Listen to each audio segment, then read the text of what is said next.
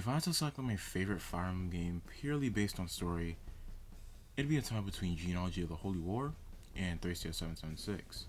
While I don't like FE4 on a gameplay front, I can appreciate its complex, interesting, and very nuanced story that it tells.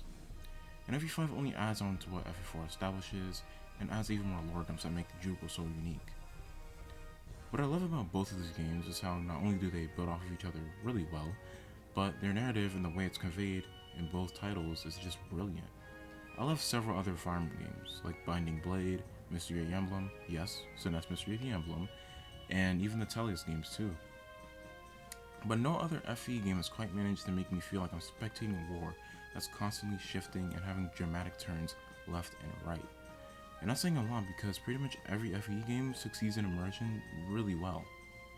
Now before we get into this, I do want to warn that there will be spoilers covering a good chunk of what happens in both FE4 and FE5.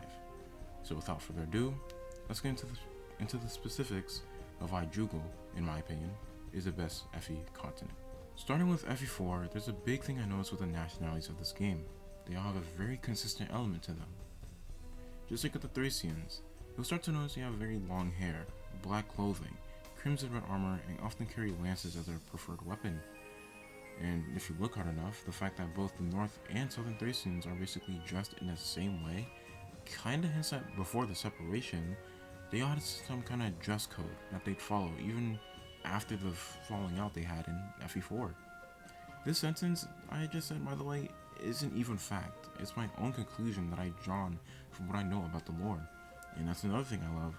There's really never a dull moment you have when you discover something new or came up with a new possible theory for the Judgral games. I also love the naming scheme of Judgral, that it acts as a link between the game and the real world. There are countless examples, but to name a few, Munster is in fact an actual city within Germany. The Crusader names like Baldur or Od are taken from Norse mythology. Playable units like Nice, the loyal knight of Chalfi, gets his name from Irish mythology, and the holy weapons like Mjolnir, Geibolg, and Gungnir, and many more are from varying mythologies. The characters of genealogy are also very splendid, and when events occur, they really feel the impact. I know the Sigurd BBQ meme is extremely common since it's one of the most famous spoilers in the entirety of Fire Emblem as a whole franchise, but unironically, the fact that the meme is as big as it is now, despite genealogy releasing around 28 years ago now, really puts into perspective how impactful that moment was for anybody that played FE4.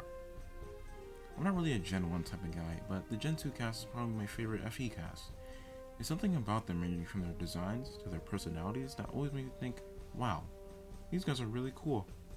Seliph, Leaf, and Ares especially have my favorite designs in the whole game. They seriously complement each other really well and build off of their father's designs while not being total cheap copies. Okay, I know Ares is just an edited Eldigan sprite, but just bear with me here. Anyways, with Gen 2, you can seriously see the consequences of the reckless actions of Sigurd and the other Gen 1 characters. Their offerings are now thrust upon a cool world, still at war even since their birth. Though everyone has their personal struggles, such as Sed and Fee trying to find their father, Altena having a split identity due to her being born as a Northern Thracian, but being raised as a Southern one, and just so much more, I think it's safe to say that Seliph and Leaf's struggles are shown best, obviously because the main focus of the second half of FE4 is Seliph, and Leaf has his own full game.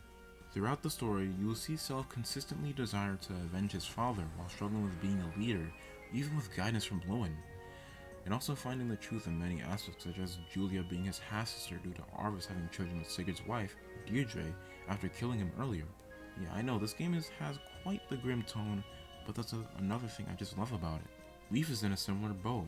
Leaf had absolutely everything stripped away from him after Quan and Eflin died in the 8th Desert. Leoncer was taken over by Chavon, and despite resting and making many new friends, he was always on the run and had to abandon his newly made friends to escape the looming threat of Southern Thracia and Chavons. Leaf recognizes this, and in FE5 goes through many trials and tribulations, and is a complete 180 as a character. Notice how with both of these characters and the entire Gen 2 cast, their situations could have been prevented if the mistakes in Gen 1 were not made at all. Both characters are only in their position they're in now due to past mistakes from their parents. This is a great way to link both of these generations and make them feel connected and not just completely separate. Let's now shift gears to FE5.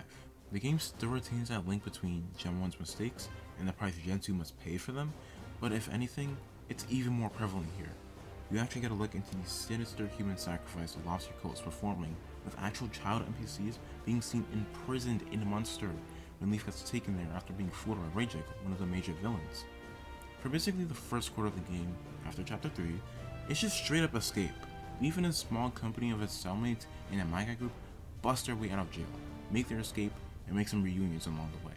It's such a great way to set up the tone of the game and presents dire stakes if Leaf fails his mission. Speaking of which, after Leaf rescues Tara and takes back the monster, he's feeling a bit full of himself and decides to split his army in half.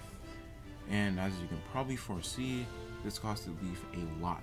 Not only did he lose one of his closest retainers, he also lost half of his army. At least according to FE5, FE4 says it's literally all of them except for Leaf, Nana, and Finn. So there's a little bit of inconsistency there. Leaf is only 15 years old in the events of FE5, so with his age, it makes sense that such a terrible mistake would take place. He's only 15, and his immaturity clouded his judgment and made him take a very reckless action that can easily be recovered from. I love that Leaf is an imperfect character, and that when things happen in Judgral, they genuinely matter. From Sigurd and crew being burned alive, to half of Leaf's army being killed, these disastrous tragedies carry weight in each respective character's journey. And speaking of characters, the characters of Thracia are also great. It's here where you get to have more intricate lore bits that are very interesting to discuss, such as Galzus having the blood of Ode, which, yes, it makes him and Mareeta in fact related to Shannon, Prince of Isaac, and this is such a cool detail. It's a huge twist that is actually cleverly hinted and even told in Galzus' first chapter he makes an appearance in.